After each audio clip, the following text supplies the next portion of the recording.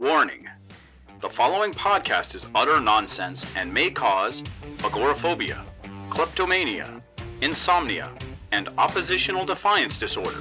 We are required by law to provide you with this disclaimer for hazardous materials.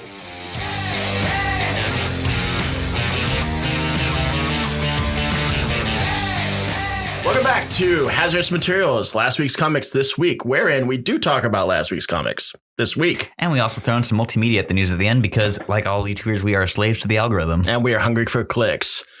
Welcome, I'm Casey, and with me as always, Gideon Gonzalez. What have we got today? We got a really big list this week. I think my pull list was like 21 or 22 titles. So there was a lot of stuff going out. I saw that. Now, I was hard pressed to kind of see what I wanted out of this. Yeah, so we're going to try and cram in as many of these as we can. So first and foremost, though, Harley Quinn and the Birds of Prey, a Black Label miniseries from Jimmy Palmiotti and Amanda Conner. I've been waiting for this one for quite some time. And it was really fun. I loved it. I was not a big fan of their Harley work before, but I think with no restraints and also not having a lot of the co-star characters for too much time also really helped. Not a big fan of the Beaver. There's precisely one good joke you can do with the Beaver, and thankfully they did it. Yeah, I know. I guess they're just trying to keep a little bit of continuity with it. Yeah. And they have been a little shameless with their guest stars. They say, you know what, if we're doing this, we're going to do this. Yeah. I was reading an interview with them recently where they were actually talking about the fact that they're completely aware that, okay, you've hired us to do this. You realize I'm going to bring Power Girl into this, right? Okay, good. And I will say, it is great to see Amanda Conner draw Power Girl. It really is. Always She's nice. my favorite. The Power Girl trade that came out, the one where she's like standing up with the yellow stars, like kind of like Wonder Woman in the background. I love that trade. It's just Amanda Conner goodness throughout. Yeah, those first 12 issues are absolutely phenomenal. And the rest of the run isn't nothing to sneeze at either, but it's just kind of the magic's kind of gone when she leaves the book. It really does kind of lose its luster. Yeah. But enough about Power Girl. We're talking about Harley and the Birds. I think we could talk about Power Girl some more. We always can. Well, let's talk about Harley Quinn and what she brought to the table.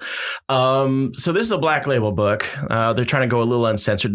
And when we mean uncensored, you're going to get the occasional F-bomb. Quite a few. Yeah. And well used as well. Yeah. They kept it tasteful, though. All the boobies were nice and censored. Yeah, I think after Batwang, we won't be seeing any new. They got a little gun shy. So it's like we can't have the boobies even on our Black Label stuff. So in this book, we're basically dealing with Harley Quinn and her mistake. Mm-hmm. She went off with Poison Ivy into a nice island, and she decided to make a choice, and that was basically to let the ship fly, kind of coast away, and kind of abandon them on this island, which of course pissed off Poison Ivy to no end. But it wasn't really so much focused on that, but it was focused on what happened at home while she was gone this entire time. Yeah. Wherein she didn't make her payments on her mortgage of her building. So that got burned down because you can only really take mortgage payments out of, with I should say, evil people. And evil people, when you miss a mortgage payment, it's not like, hey, late payments. No, it's, hey, beat your friend, burn your place. Her building manager, Big Tony, gets just the ever shit beaten out of him. Yeah, I haven't seen Big Tony in a while, actually. It was nice to see them. It was actually nice to see all the Harley Quinn gang in there. Red Tool, who is, I still think hysterical. I'll go to bat for Red Tool. That's a great gag. That's a gag that just keeps paying off because apparently he's in love with Harley Quinn. And I mean, we all know. If you're reading Harley Quinn, you know who Red Tool is. It's just DC's way of writing Deadpool into the book. That's exactly what it is. And all of his speech bubbles are shaped like power tools, which is delightful. Yeah, I like he's got his little belt with power tools on it. So most of this is basically her trying to get the money back to pay these people so that she can build her new place back in, because all the Harley Quinn people, her gang of Harleys. Her gang of Harleys all lived in that building, so they lost everything. So she's like, well, it's going to cost me $1 million to build this building all again. I'm going to have to get all this money. Hey, Power Girl, could you make some diamonds for me? I'm not doing that. Are you sure? I'm not making diamonds for you. Okay, well, I'm going to have to find some other way to do this then. So she hitches a train to Gotham and bumps into the Birds of Prey. Yeah, well, you know what I found? It was a little confusing. The color choices that they used for Huntress's skin left me a little confused. They've drawn Helena as pretty dark since like she got reintroduced in Helena Bertinelli in the New 52.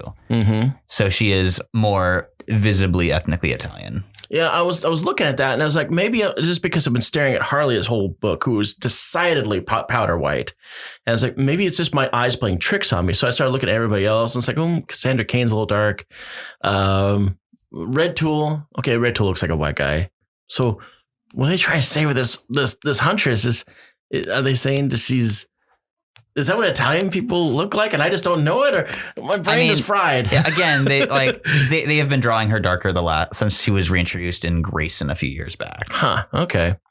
Well, it kind of surprises me that all the birds of prey they put in this book are the exact same character choices from the movie. Yes, I mean it's pretty transparently a media tie-in comic. So much so that remember we were bitching and complaining about Cassandra Cain in the last one, and I saw in the promo image that they have Cassandra Cain, and it's clear that she's lifted Huntress's arrows off of her. That's not what Cassandra Cain does. Yeah, the cover had me kind of leery that it'd be more in line with the movie version, but Cassandra Cain still feels pretty true to her traditional comic self, with maybe a little off kilter in the light continuity that is the Palmiotti Connor Harley book. Yeah, true. It's like, I'm not really sure what she's doing in this. I'm not sure what she's doing with the birds of prey. And of course they did. It's nice that they kept her like mute for most of it. Yeah, her nonverbal communication is pretty fun. Mostly like communicating through like exclamation points, question marks, stuff like that, like gestures. Yeah, so I'm kind of curious to see where they go with that. Yeah. Other than that, I loved Amanda Connor's work. Mm-hmm. Excellent cartoonist. I've always loved her art. I would read like the encyclopedia if she illustrated it. This is what I would do for Amanda Connor. But yeah, I enjoyed it, and I'm on board for the rest of it. Yeah, me too. It was quite a good time. I did not expect to enjoy as much as I did. Mm-hmm. But moving right along to the Green Lantern Season 2, Number 1. Fun numbering there by Grant Morrison and Liam Sharp, continuing their Green Lantern epic, which sadly got cut down from 12 issues to 8. But I'm still loving this crazy ride. Okay, this face is because I've got things to say about this. Is it that it was awesome and there was apes and we got to see the creation of the new Guardians? This book was insane. Yes. It was insane. But here's the thing I have. It's a number 1 issue. So this is a starting point for a lot of people, especially, everybody, oh, wow, Green Lantern. I want to go check out Green Lantern. Oh, okay, here's a number 1. If I was coming in from the cold and I open up this book, my brain would melt. Yeah. This book was insanity. It's not for the weak. I had serious trouble trying to follow it from the first point because I was like, what's going on? And the first 3 pages were almost completely nonsensical. So I was completely lost. So I'll say this once again, a great example of quit relaunching your damn books in the middle of runs. Yeah. But also, I think it still functions as a number 1. It's just very much not handling you with kid gloves for a Grant Morrison, Liam Sharp time. This is not an entry point book at all. You really got to know what's going on. Mm-hmm. And even if you know your Green Lantern, I know my Green Lantern. I knew what I was going in, and I was still It's a skew. A lot of new concepts. We had a living salt being who is that was great. I liked combines him. with a water being, like, because humans are mostly water. Yeah, I thought that was really fun. There was an ocean of possibilities. Now there was one thing that I'm kind of puzzled with because I knew that they replaced the Guardians of the Galaxy not Guardians of the Galaxy, but the Guardians of Oa quite some time ago with younger Guardians. Well, not really younger Guardians, but new Guardians. All new, all different Guardians. And now they're washing those out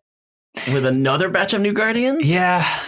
Don't know what's the deal with that. But that seems unnecessary. I can't really defend that choice, but I'd like to see Grant Morrison's take on it. Grant's one of those creators that he can do pretty much any idea, and I'll be like, sure, I'll see what you do with this. Well, Grant Morrison is also one of those creators that comes in and sees like, oh, hey, wow, look at all these things that are working. Okay, now I'm starting over on my terms. I don't like that scrub the baseboard kind of idea of writing. I mean, I don't think he really does that too often. Like what he did it to X-Men. Yeah, and that desperately needed it. Like, you read those Scott Lobdell comics that came out right before, they're not good. I'm just saying what he did to Magneto way back then is still reverberating now because it's like, Why? Why did you do that to Magneto? Post 9/11, dude's a terrorist. It was a different time. It was short term thinking. It really was, because you're writing a character that's like, okay, this is great. This is exciting for the 1 to 6 months though. You're going to be thinking about this, but what's going to happen to this character 10 years from now? I will say this again to defend it, that you go back a decade from before Grant Morrison's Magneto story, they'd already kicked aside all of Claremont's character development in X-Men #2. Oh, I'm not excusing that. Yeah, let's say. So Grant was playing the ball where it lied. Magneto had not been a heroic figure for a good decade at that point. Yeah, but they were definitely doing Scorched Earth. Oh, yeah. He was playing it out to its logical conclusion of, we're having full villain ball Magneto? Alrighty. He's about to shoot a 3-pointer with that villain ball.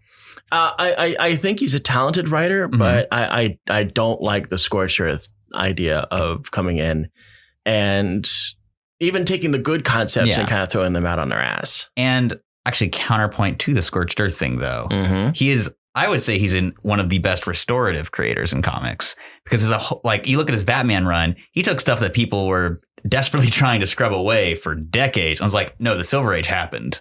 It's all canon. His Green Lantern's similar. He brings Kanjar Row back as a weird mosquito man. Future issues have the bird people that he and Flash teamed up with earlier. He's very much the entire history of the character is important. Maybe not the most recent stuff because he wants to do his own thing, but he's bringing back a lot of stuff that generally gets swept under. There was a Lantern a while back in I think the early 80s. I think his name was Chummer Musk or something. It was a very ape-like Lantern. Okay, I'm in. And there was a whole storyline where he was basically brought to trial because he had eaten a lantern and taken his ring. That's how he got to being a lantern. Is that That's amazing. He beat this bird alien, and that's the reason why I'm getting it is because of the bird alien thing. And he ate a bird alien because that was the proper and right thing and respectful thing to do as far as he was concerned. And he took the ring, and he kept the ring. And the brother of this bird alien puts him on trial for murder for the whole thing. That's so good. So that's how I remember this particular character because of his origins of eating this guy. I'm very excited for Grant to bring him back. I really wish I could remember his name. I know it started with a CH, and he had kind of a slightly kind of monkey-ish look to him. He eventually got killed. Of course. Yeah, whole thing. But artistically speaking, I enjoyed what they were doing because they were testing the new Lantern. Yeah. And once that was revealed to me, I was like, oh, okay. Maybe this isn't quite as insane as I thought. I love Liam to Sharp's design for the new Lantern. Also, I love how ornate it is. What with the Hal Jordan's Class A uniforms? Or are you talking about the new candidates? The new physical Lantern. We give you new advanced Lantern without telling you really what it does. He can shrink monkeys. He did in fact shrink monkeys. I was unaware of that particular power.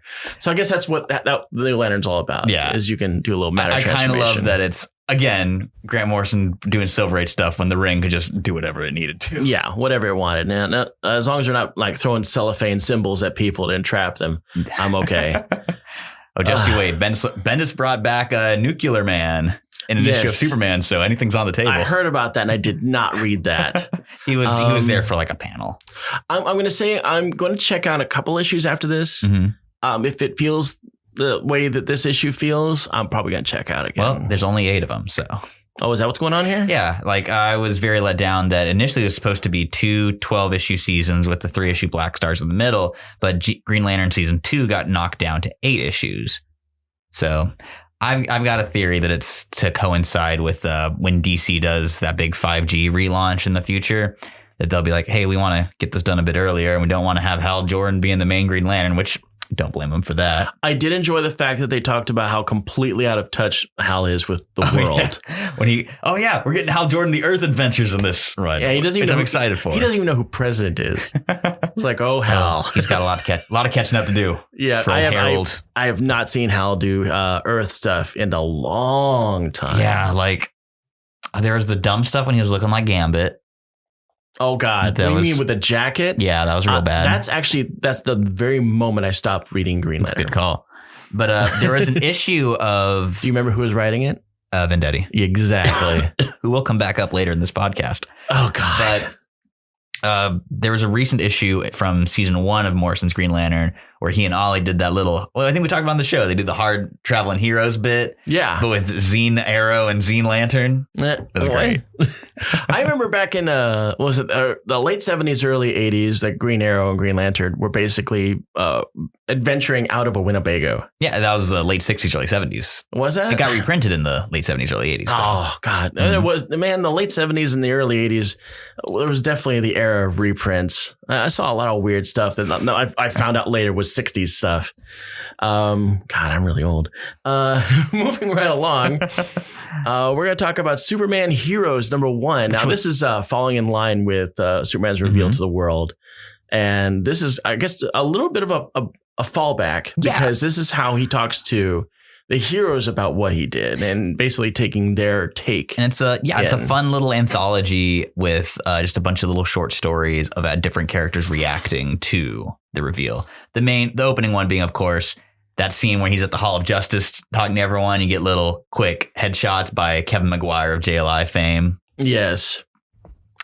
I was so happy about that. Yeah, that was a really fun sequence.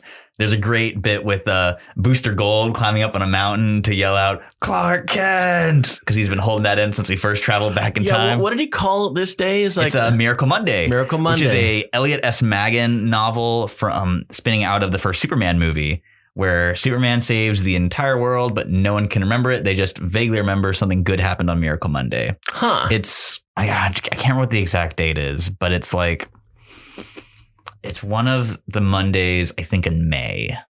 I might be totally off base about that, though. Huh. But whenever it's Miracle Monday, people post about it on Twitter and stuff, and so I celebrate it. I was born on a May Monday. Could be. Maybe could have been Miracle Monday. Superman could have saved the world from the devil, and no one remembered. It's a great little novel. Hunt it down. Highly recommend it. So in this, I saw a couple of nice things I really liked. Of course, the right man drawing Booster Gold and Blue Beetle. I love that. Definitely love that. What I was strangely surprised by was the noir-esque insert about Batman and Wonder Woman. Yeah, that was some good Greg Rucka stuff right there. Where we're definitely talking about Batman out of his element. Actively admitting to being jealous that he can't do what Supes did. That was really good. Really sad. I enjoy when they actually write Batman against type because he's just one of those characters that if you don't, he's going to stay one note and that's it. And everyone's so keen on keeping him on that one note because that's what keeps him Batman. Yeah. You know, he's got this angst. He's got this edge. He does this. He always does this. And this sells movies. This sells comics. We can't deviate too far from this. And I've seen them deviate nicely during the wedding issues. I've seen them deviate nicely in the follow-ups where I was actually about to bring up, like, I really reminded me a lot of Tom King's Batman run, where you get to see a much more like emotionally vulnerable Batman, right? Which is the reason I love Tom King's run and why a lot of people didn't love Tom King's run. And you know what? Now I'm thinking about those people that don't like it. Those are the people that want him to be always in this path. And it's the reason I don't read Batman at all. Yeah. Well, they're happy now because they get a really bland Batman comic now. You screwed up a good thing. Now I got to wait for Batcat to come out. Yeah, exactly. So this little story, I was like, oh, okay. A little bit of humanity here. It's a sweet little story. Yeah, he's admitting to a personal emotional fault that doesn't involve vengeance. I really loved the story where Clark goes and visits one of his elementary school teachers, and his reaction is like, when you first said, I said, of course it's Clark Kent. That was the kid that always kept trying. He kept his consistent C- average. Yeah, exactly. It's like cheaters usually shoot for the A's. Like I know you never would. No, nice C-. There's the Jimmy Olsen story. That's what I was going to talk about. Matt Fraction, Steve Lieber, who do the current Jimmy book. I really like that. That was really sweat. I know I'm overusing that word, but that's just kind of the feeling of the book. But you like Jimmy. I do love Jimmy. He is a top 5 DC character for me. And the fact that they've okay, so I'm so out of touch with Superman comics, and therefore I'm out of touch with all the supporting cast. To me, Jimmy Olsen is still just Superman's pal Jimmy Olsen. He really hasn't been anything bigger than that as far as my mind is concerned. So when I'm diving back into it and realize, oh, they really have done things with his character. He's a reporter. He's an investigator, and apparently a really good one. And he just put two and two together. It's like, man, there's only two people that call me Jim. Now it's just one. I love that. That was my favorite moment of the book. It was so good. He totally just figured it out right there. And I was like, you know what? I guess somebody that's intuitive and a heavy duty investigator and is that close to Soups probably would have figured it out. Yeah. So I'm glad the fact that they've actually outright dropped Jimmy knew this the whole time. And that's the reason why when he showcased himself to Jimmy, he's like, yeah, I knew. You know, Lois told me. I wasn't surprised then either. Oh, yeah. I'm very much looking forward to the counterpoint to this issue, Superman Villains, which I think is coming out next month.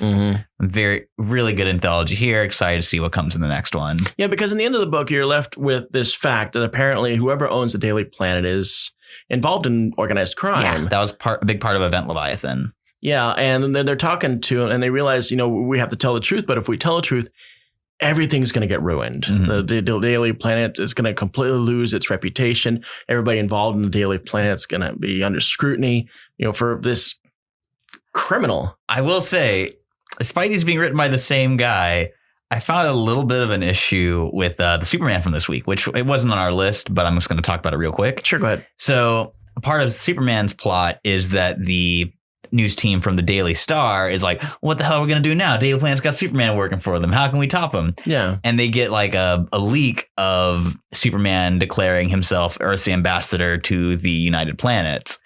And this is what you were talking about before we started recording. There's a great line where one of them goes, it's like, well, I'm just saying, I'd like a human to represent human matters at the United Planets. And that's what's making me a racist against Kryptonians, all three of them, and their dog. But the issue kind of ends with them jumping Lois with like all these questions about the United Planets. And so I actually kind of stole this from a Rich Johnston Bleeding Cool article. But he pointed out, I was like, well, why don't they just kind of like swap stories there? Why doesn't Lois be like, hey, I've got the scoop about who owns the Daily Planet, so that they report it, it's not like, you know, there's no issues there. But also, hey, maybe kill that whole United Planet thing. We'll give you a great scoop about the Daily Planet. So that way they can get the reporting out there, but not compromise themselves. I like the sorting of the mail. Yeah, that was really fun. Yeah. Where, oh no, Clark. This is the lowest pile. Yeah, yours is the truck outside. But yeah, Bendis' Superman stuff, still great. Still good. It took me a while to warm up to it, but I'm really loving the main Superman I was book. afraid that this was just basically going to be a dash for cash. Mm-hmm. You know how, I don't know what I'm talking about here. Yes, I do know what I'm talking about here. 60s, 70s, even in the 80s, you always had these over-the-top covers. It really had nothing really to do with the story, but it was like, Superman, I've done this. I'm your bestest friend. And all these hooks to get you to read the book. When you get to read a book, it's got nothing to do with it. You know, Batman's not trying to kill Superman's girlfriend, and the Joker's not trying to help the Batman. The best part of those issues is always the one page where you have context for the incredibly contrived cover image moment. Yeah. So when I found out that he's going to reveal himself to the world, I was like, is that just a story hook for this month and it's going to have nothing to do with it? And then I found out, okay, this really is the real deal. Okay, this is getting pretty serious. Okay, wow, they're really putting DC's really putting the gas on this. There's no Mephisto to overtake it, which I thought was interesting because Zatanna brought up specifically, I don't have magic to undo what you're going to do. So I think that was a direct rub. Yeah. My God, it definitely was. And Bendis is traditionally a Marvel guy, so he was in the offices when that decision was made. Oh God! But we're talking too much Superman. As much as I love it, too much soups. We got to go into a masterwork in comics craft. The Terrifics number 25 by Gene Luen Yang and Dan Mora. My favorite issue of a series that I really, really love. Now, this was a surprise. Obviously, not a whole lot of comics people are out there going, "Oh my God, did you see the new Terrifics?"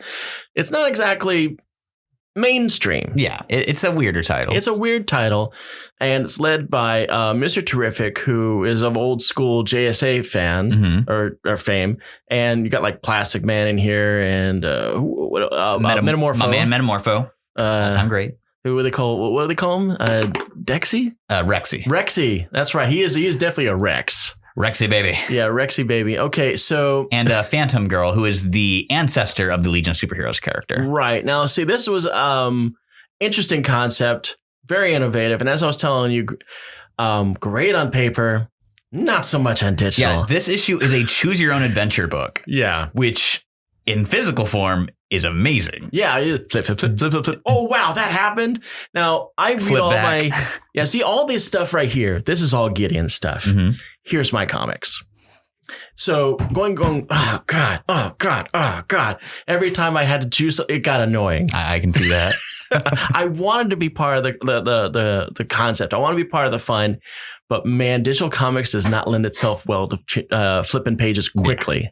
So with that note, they do an amazing job of making all of the choice trees line up and comparative really well. They do a great job of layering them and having them weave in and out of each other. There's some fun cameos. Dan Mora's interiors, amazing. He's been drawing the covers for Terrifics for quite a while now, but this is his first time doing interiors in the book, and it's going to be really disappointing when he doesn't come back. So since we typically talk spoilers for books anyway, I have to know. And I got a little lost because, as I told you, I trusted you. Yes. And I went with Metamorphose plan first, and that led me to ruin. Yeah, Metamorphose is the one that fails the quickest. Yeah, then I went with Plastic Man. That went to ruin. I wasn't going to go with Phantom Girl because she already said early in the book, I can't do anything with this. I'm like, oh, okay, you're out. So I went Mr. Terrific. Phantom Girl actually gets you pretty far. But then I went Mr. Terrific's Roots idea, which has got everybody killed. So I need to know, who should I have gone with? I think Phantom Girl has an option or two that works. Mr. Terrific, I believe, is the most straightforward one. Okay, so I should have gone with Mr. Terrific. Look for the weakness above. Yes, that's the track. You go up. Okay, there's a door. You go through it. There's some more. I was about to call them Kenku, but there's like crow people. See, it's at the knockers. That's exactly what I checked out. It's like, how many options? Nope. Yeah, close. There's like 5 of them.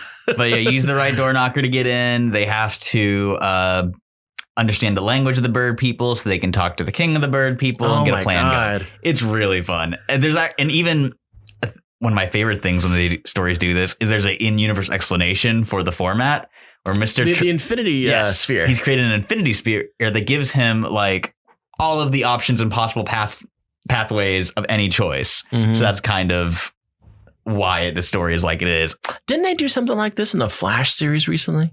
I don't know if they did it in the Flash. I'm trying to remember because I've actually seen this. Squirrel Girl looking into the future. Routine. Yes. And this wasn't recently. This was good 7 years ago, or not 7, like 5 or 6 years ago. And New 52 Flash. There's an issue where Barry Allen like puts his brain into overdrive, and there's 3 pathways going throughout the book. So you have like a red pathway, a yellow pathway, and a blue pathway, and it just extrapolates all of his options for him. It might not be what I'm thinking of, but I'm not going to waste time trying to figure out what the hell that was all about. Terrific's awesome book. Buy it in print format. Yes, get that one in print. All right, moving right on, we got Amazing Spider-Man 39. Now, my podcast with Jonah. This is anything that's going to involve J. Jonah Jameson, especially in his most recent iteration, I'm all about. Spidey's pal, J. Jonah. So J. Jonah is basically on a mission trying to do right by Spider-Man by singing his praises, and he's hooked up with the way that media is now, which is all about clicks and viewers and stuff like that. He invented clickbait with Threat or Menace. Exactly. So now he's on his podcast group with Threat or Menace, and he's what's the name of that reporter? Nora Winters, who was always kind of skeevy. Yeah. So she's involved in this, and she's all about getting those sweet clicks. She gets this podcast because she figures that J. Jonah Jameson hates everything. So he is great for bringing in people. But then you get him in with Spider-Man, who's been trying to do right with him, and everything is all great. It's like, I'm really glad you came here. You're really a good hero and a good example for the people and all this other stuff. And they're all just looking on the outside going, this is not going to work. It's like, no. Leave them in there long enough. They'll be at each other's throats. sooner or later, Spider-Man starts egging him on. It's like, man, how does it feel to be so wrong about me? You know, spend your career, your reputation on how wrong you are. And Jonah's like, well, I wasn't entirely wrong. And it just snowballs from there. And it's great. And meanwhile, Chance, who you may remember from those from Todd McFarlane's first 2 Spidey issues. 298. Yep, 298 and 299. Is running a big old supervillain casino where they're betting on superhero fights. And the Foreigner gets involved. Yes, the Foreigner gets involved. And he makes a bet that he can steal one of Spidey's web shooters right off his wrist. Mm-hmm. And so right when J. Jonah and Spidey are getting at the peak of their fight, boom, studio gets blown up. And of course, Winters is in the back going, oh my God, is this about to happen? Are they about to fight? This is going to be great. But instead you get a supervillain fight and wrecked recording equipment. But that's still going to be great if they can record that. Oh, man. That's gonna be that's clickbait. I'm already excited for their viewers. It is, delightful stuff. That's what we need. You know what? We need a villain that's gonna bust in his wall and start beating the crap out of us. I guarantee that we're gonna get more viewers. Well, I'll let you keep hoping that. Yeah. By the way, the address that we're at right now. No, I'm just kidding. But Nick Spencer's Spider-Man continues to be a hoot. It has its lulls, but when he's writing like the comedy stuff that like from Superior Foes. I love that stuff. I'm all about this Spider-Man and the way this Spider-Man is being written. I'm glad that they're not afraid to keep at the storyline of J. Jonah Jameson, trying to keep it real. Oh, yeah. And not just going straight to the trope of hating Spider-Man, because that's easy writing. And tying into our next book, one of the scenes that Chance is gambling on is a fight between the Hulk and some kind of Yeti, who turns out to be, of course, Zenmu, the Living Hulk. Yeah, that was really cool. I like the fact that they got 2 books coming out the exact same week referenced. Yes. And I was like, that's pretty smart. damn good. That was pretty smart. So yeah, we are going to talk a little bit about Immortal Hulk, where Zenmu, the Titan, shows up and shows us exactly what superpowered gaslighting can do for you. He is terrifying. Like, my God, he's creepy as hell. He just lands and he's talking about, like, don't you remember me, everyone? Don't you, like, you remember your first love? The Saturday morning television? The sweet smell of fresh plastic toys? Then you remember me. And there's just these like constant close-ups on his eyes as he's, like, mind whammying people. So, yeah, basically, we get into the concept of why, okay, you know the Hulk, the different names of the different Hulks. Mm-hmm. What is the primitive Hulk's name? Is that Savage Hulk? Is generally Savage Hulk, because that's who we're dealing with for most of this. And one of the background characters is talking to Savage Hulk, getting actually a chance to ask him some of his motivations. Like, what's this thing you always keep talking about every time? You always keep repeating this word, and it's like, Hulk. What exactly is that?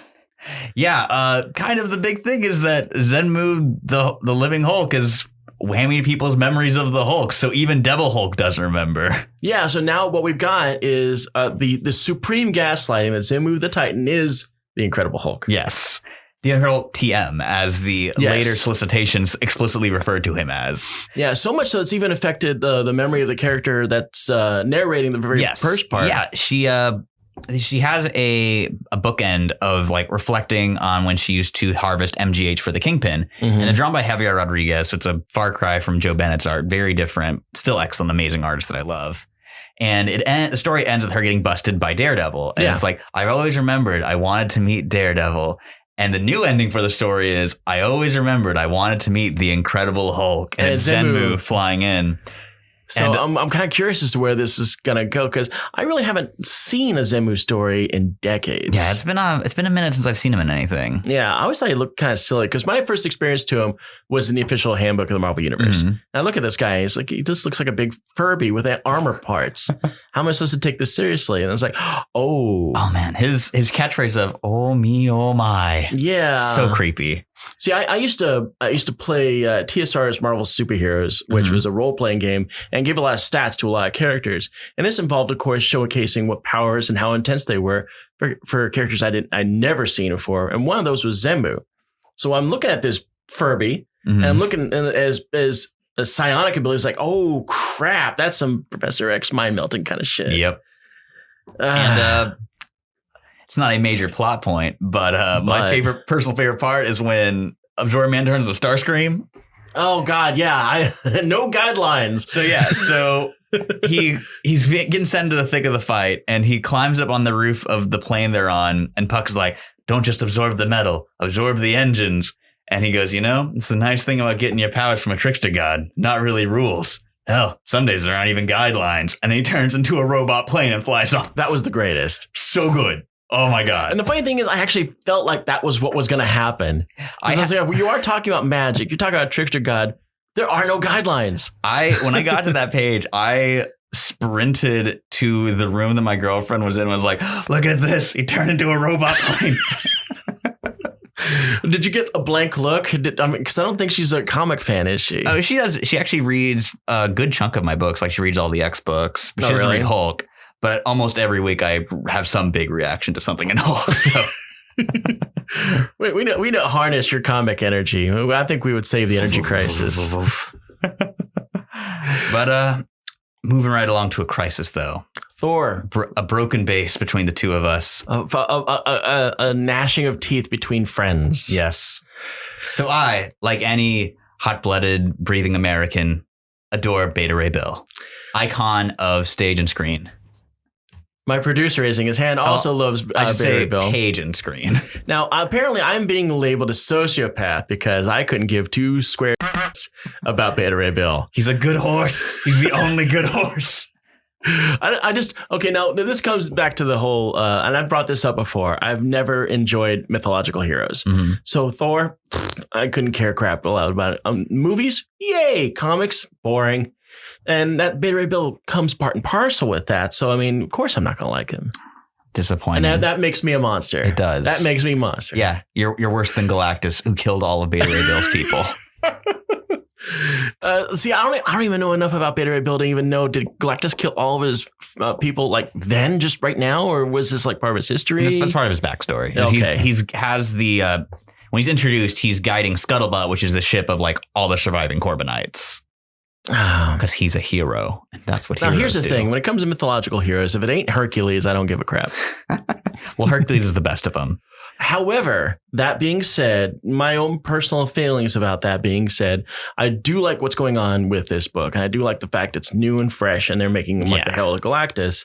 And in this issue, they really highlight the fact that, okay, yes, I do have the power cosmic, but it's on my terms. Mm-hmm. And Galactus comes in and goes, hey, wait, no.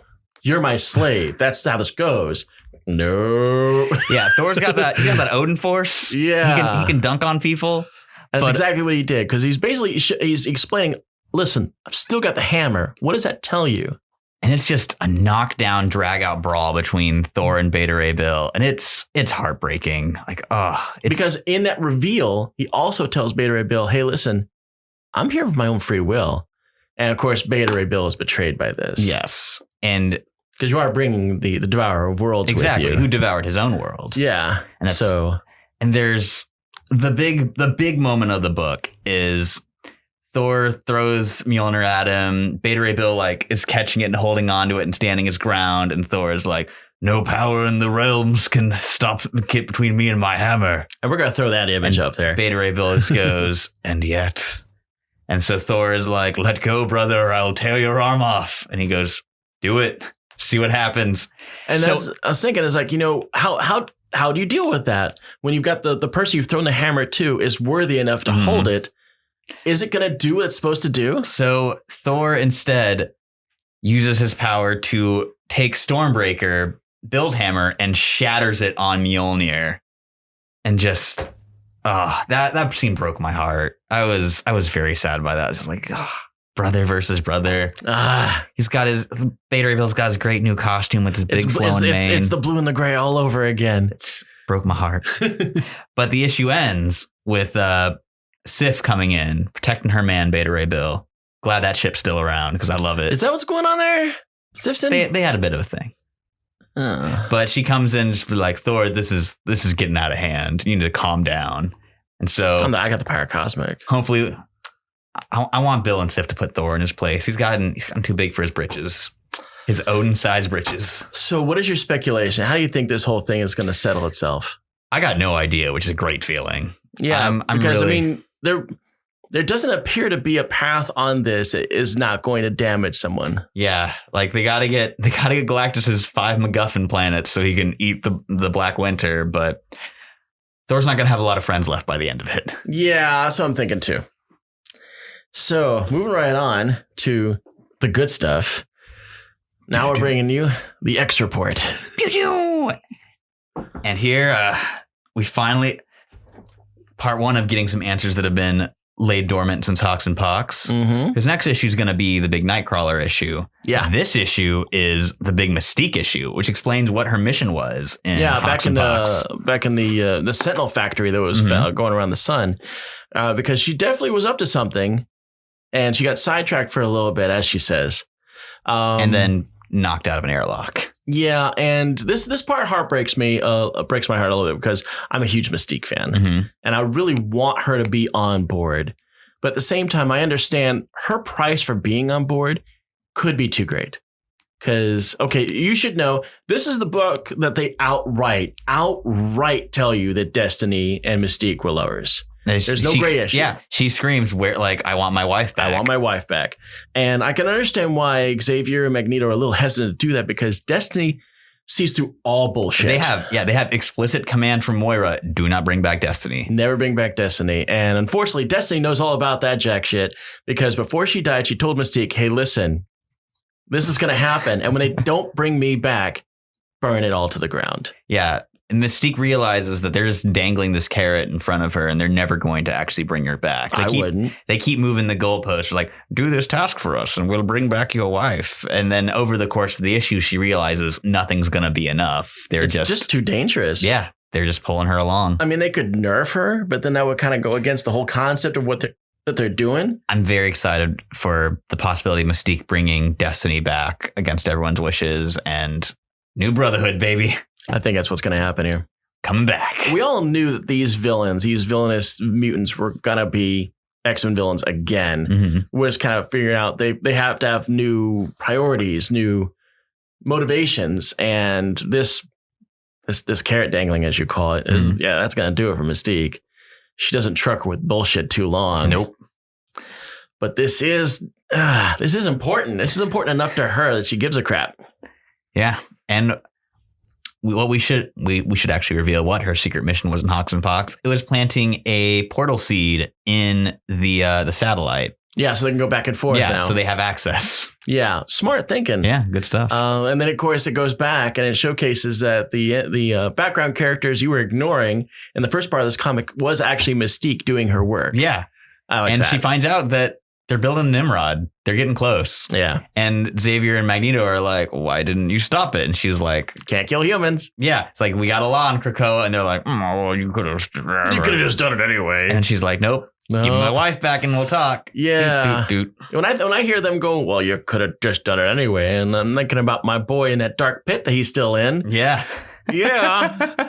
Maybe they'll let Sabretooth out just to kill a lot of Nimrod creators. Yeah. Well, you can't pick and choose who you're going to throw into the hell. Just because you don't like my boy Victor doesn't mean you get to take the rules away from Mystique. And speaking of playing fast and loose with the rules, X-Force number 7. Oh, yes, indeed. So this one focuses a lot on Domino's abilities that have been severely impacted because of what they've done to her. Yeah, being half-skinned and having your powers grafted onto another person will do that.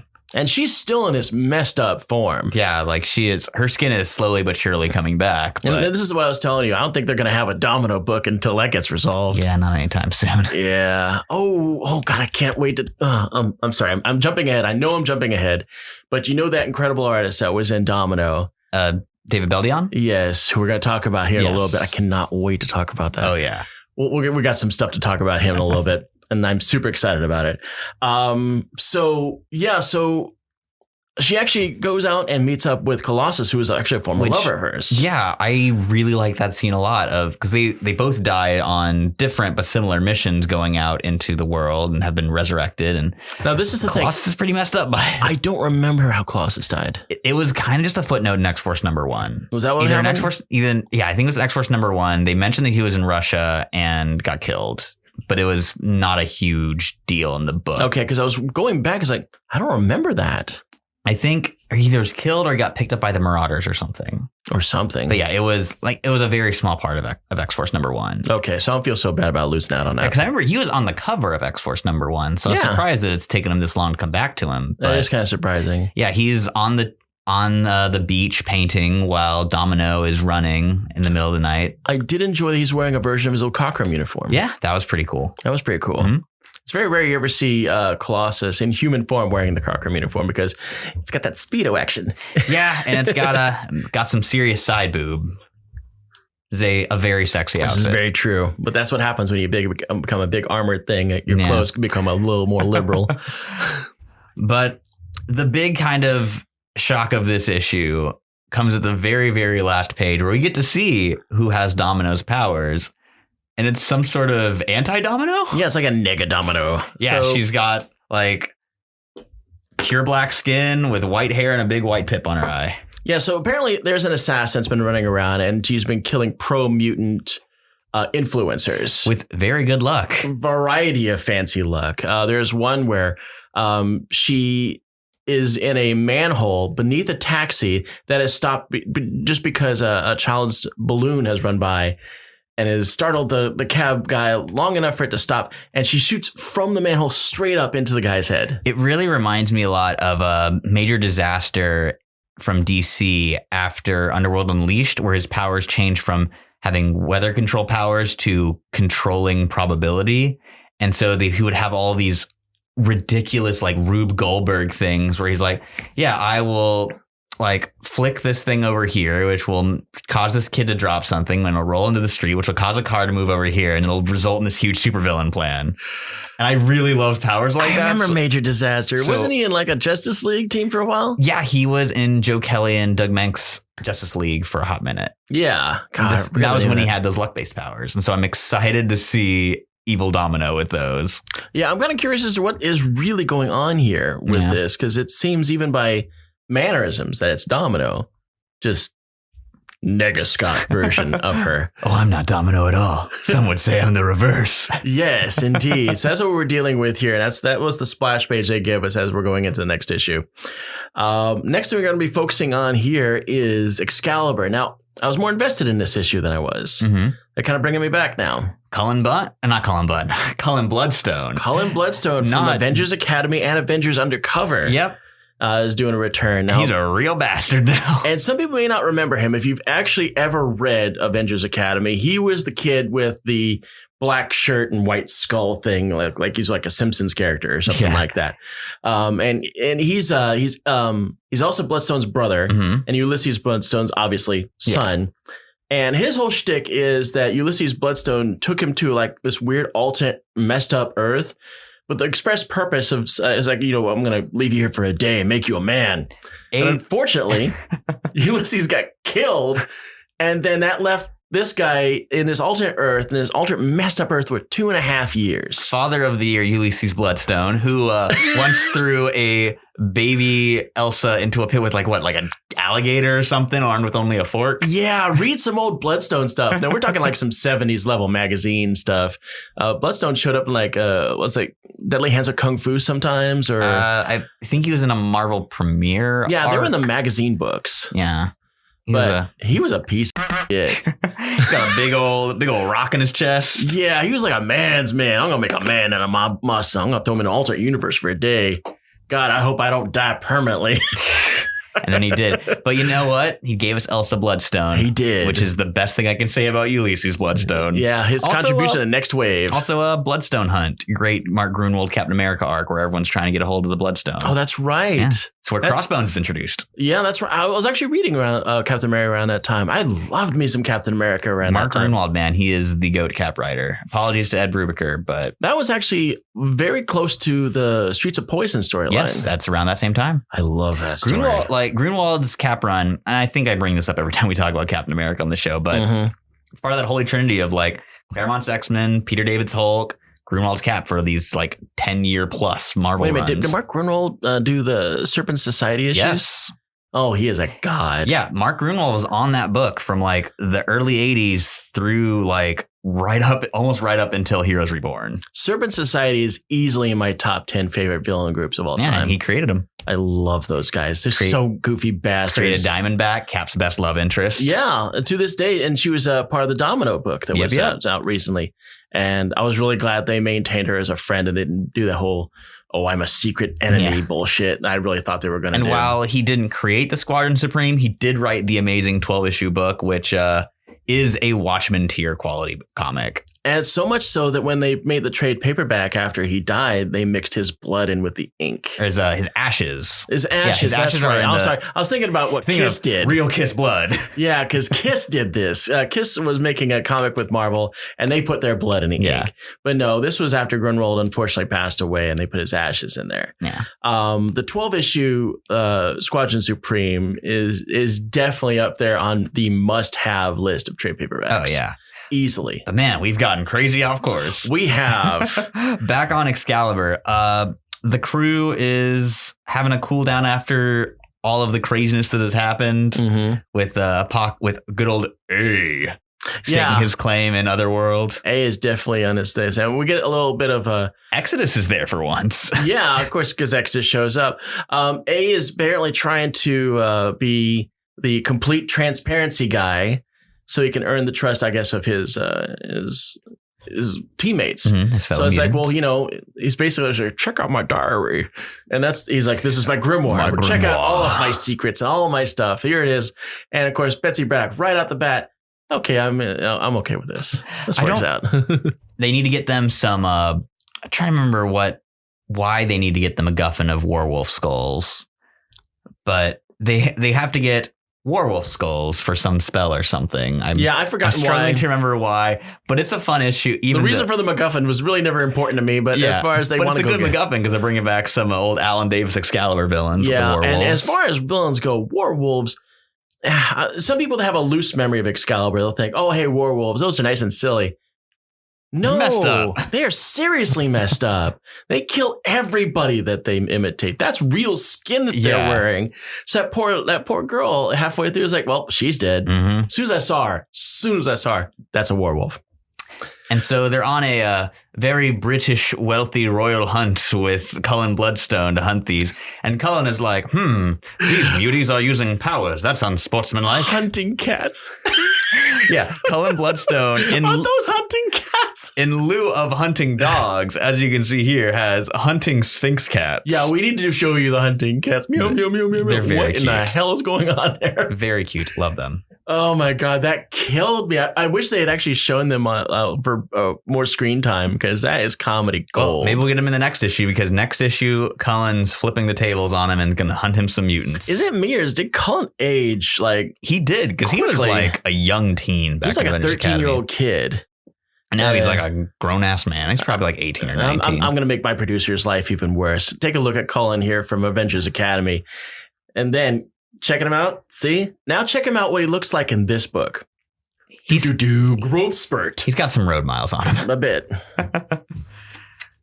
So yeah. And I guess I should also note Marcus Toe, who's the normal penciler for Excalibur. And I don't think he's missed an issue before this. But this week we have Wilton Santos on art. And he does a pretty good job of aping. I like him better. Oh, wow. I do like him better. I'm a big Marcus Toe guy, so I would disagree. But I think the two styles complement each other well. I do get dragged in by a good art. And I haven't really enjoyed Excalibur. By and large, not really that much. But I felt myself, I got completely sucked into this. Well, cool. Let's say you can have the sub issues and I'll keep the main ones. I think that whoever was doing this definitely took some inspiration from Alan Davis. Yeah, especially in the way he drew the werewolves. Oh, the werewolves look straight out of Alan Davis and how shiny they were. Yeah, they're practically cut right out of that stuff. And I love that. Yeah, that's good stuff. And you know what? That just tells me that Alan Davis needs to draw Excalibur. That's the way it has to be. That Nightcrawler one shot. And once he's done, he needs to get on Excalibur. Oh my God. And with Casey wanting Alan Davis back, I think we should take a break before our multimedia news because we got some doozies. Oh God, do we?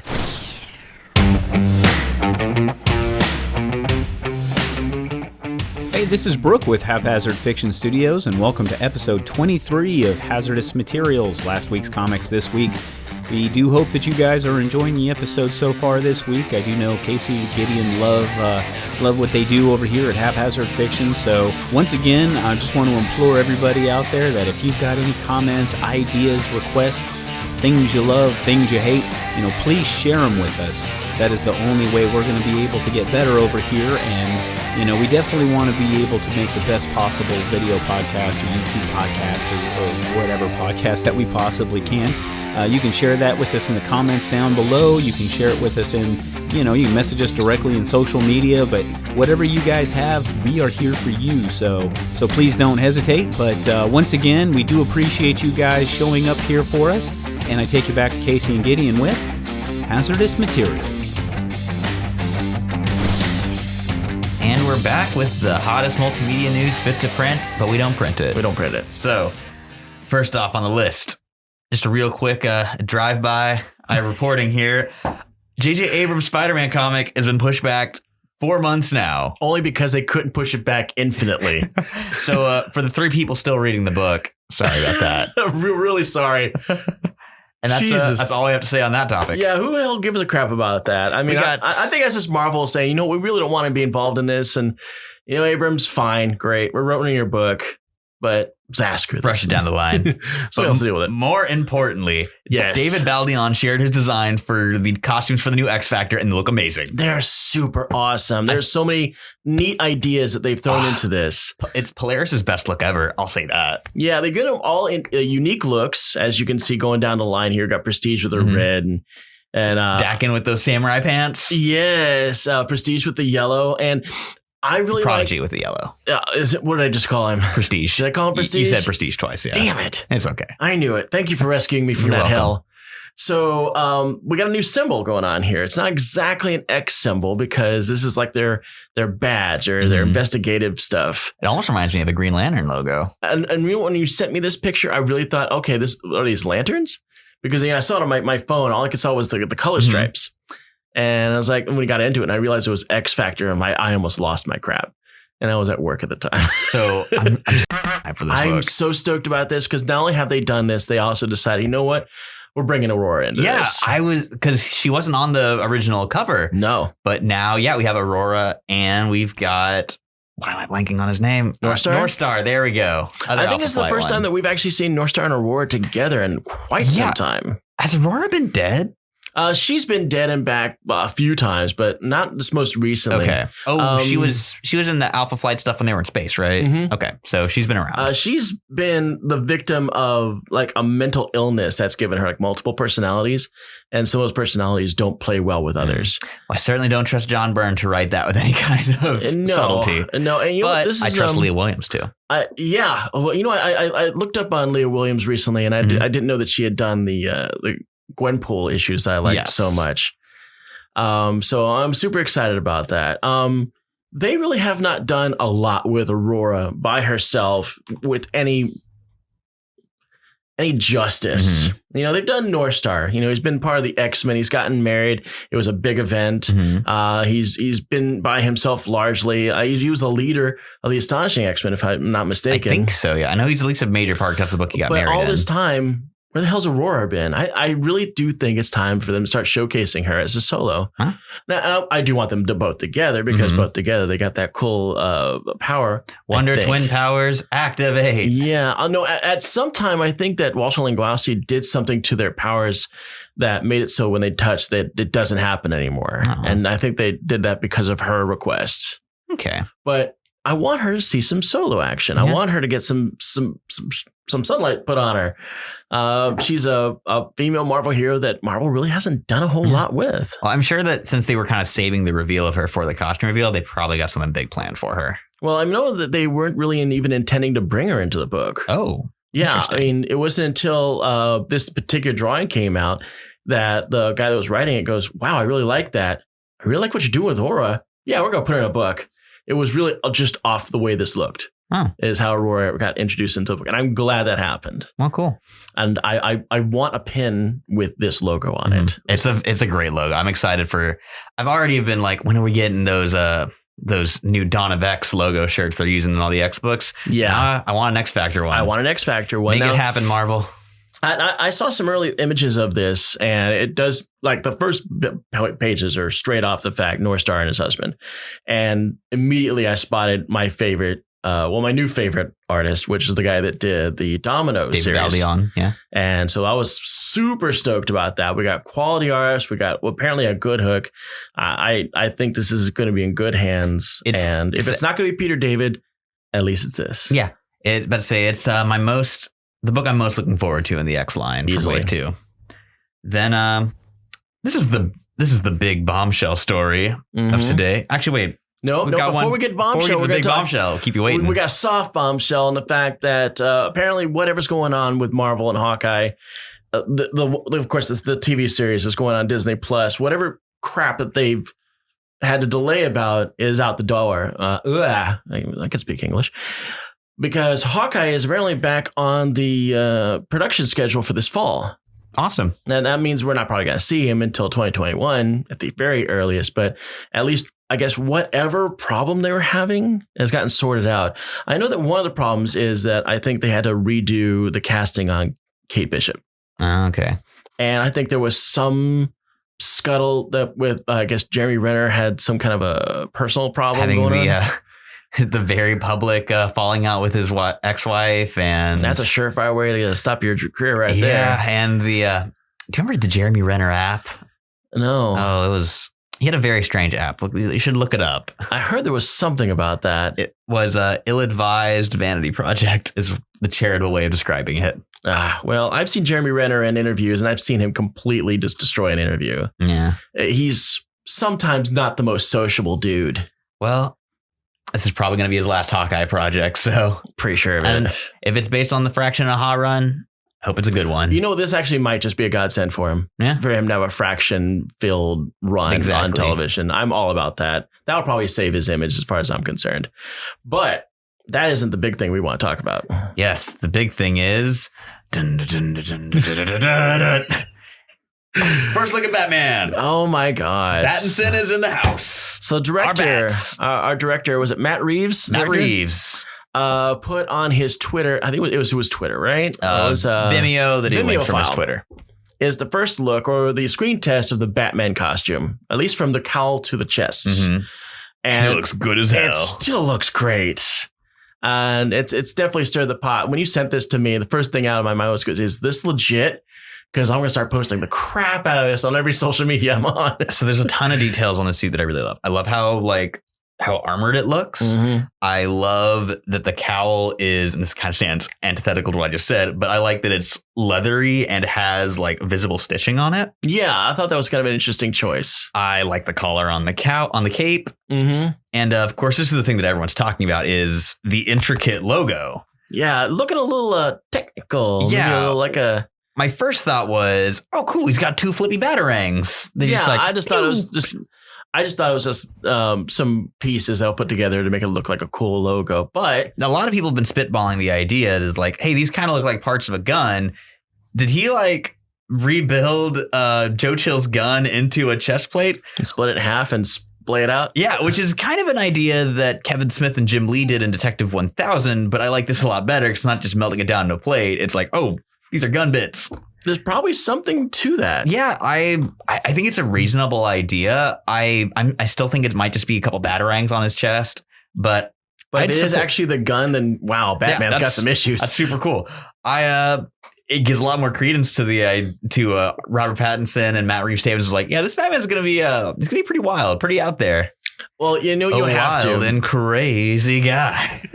Well, there's so many Batman templates that they've already hit upon. I mean, you've got the first take on Batman, who was the Dark Knight we got back in 1989, and then of course the jump through the Schumacher era, which I call that the proto 60s. And then of course jumped right to Batfleck, which is Buff Fleck as far as I'm concerned. Swole as hell. And of course the more modern era telling, which is that Batman Begins, that felt more like like Chinatown to me as far as the setting go. The thing I'm really excited about for the potential of the Batman is having a Batman that's simultaneously like a grounded character and really getting into the psychology of the character, but also having a wide cast of crazy cartoonish villains. Mm-hmm. That's kind of the balance I feel like they've never been able to really strike. Because I want to see like... And they are shoving a lot of characters into this. Yeah, we got the Riddler, we got Catwoman, we got the Penguin. I mean, what's going on with that? That's 3. Two-Face, maybe Hugo Strange. Who knows? That's a lot of villains to pack into one movie. I mean, we've run into this problem before, and a lot of people got a little skittish back when Batman Returns did it, and they put 2 villains in there. And I was like, well, I'm just saying, the best Batman movie of them all had 4 villains. That is, of course, the Adam West Batman movie. Oh, Jesus. It's a perfect film. It cheeses everything it wants to. You get Riddler, you get Catwoman, you get the Joker, and you get the Penguin. You're such a hipster bastard. Frankly, the best, well, not the best performance for Catwoman. I'm still going to bat for Eartha Kitt for Catwoman, but not Julie Newmar fan. She's good. Don't get me wrong, but I mean, right. Eartha Kitt's there. That's true. I mean, like Burgess Meredith, you have to be topped to the Penguin. Cesar Romero is my personal favorite live action. I always Joker. think of Burgess Meredith when I think of Penguin. Honestly, he's the only one that does the waddle and the whine. He does that, and of course, Frank Gorshin's Riddler is the greatest supervillain performance of all time. I love Frank Gorshin. It is the template for every other supervillain performance. Like everyone's drawing on his menace. He definitely has influenced the way that Riddler is even drawn these days. He's always drawn as a very skinny, lanky dude. Slicked back hair. Yeah. And he created Riddler, the 3-piece suit look for Riddler because he hated wearing the tights. Yeah, he did. Yeah. So I actually saw an interview with Frank Gorshin where he was talking about that. God, he's so cool. Frank Gorshin was a cool dude. Yeah. And he was on Star Trek, multiple Star Trek episodes. Yeah. Is he still alive? I don't think he's still alive. No, he passed away probably about a decade ago. All of them are passed. His last role was on the Batman cartoon. He voiced Hugo Strange. So I thought that was really cool. And I think Burgess Meredith, he checked out right around Rocky 3. Yeah. Which is kind of weird because his character died in Rocky 3. Yeah. And then Cesar Romero's been dead for a while. Julie Newmar, I think, is still alive. I think she is too. Either her or Lee Mary Merriweather. There's one living Catwoman and left. Eartha Kitt died about 7 years ago. Yeah. Not too long ago. We're just kind of tracking all the dead people. I'm like, poor Burt Ward holding down he's still going. He's still going. We saw him on Crisis. On Crisis. Little lumpy Burt Ward and walking his dog Ace. Holy Crimson Skies of Death. Which also, speaking of Crimson Skies of Death, the Batman, the first look at it's awash in red light. So a lot of people have been making a Daredevil comparison. And if we can get a Daredevil hallway level fight in the Batman, I'll be happy. Oh my God. Give me that Batfleck in the warehouse goodness. Absolutely. I just need some beautifully orchestrated chaos. I'm glad that the hallway fight has become a staple in action movies. Oh yeah, it's good stuff. And of course we gotta harken back because the very origin of the hallway fight goes back to the Raid. Mm-hmm. And I love me Raid. Man, that movie is great. Do you remember in Ellis's Moon Knight, the issue that's basically just the Raid? Yes. So good. I knew exactly what you're talking about. And with that was good times. That's going to be a wrap. Casey, want to give us our standard spiel? Yeah, we're going to put some links down here. We're definitely going to put down a link down there so you can check out the camera test is what they're calling it. The Batman camera test down there.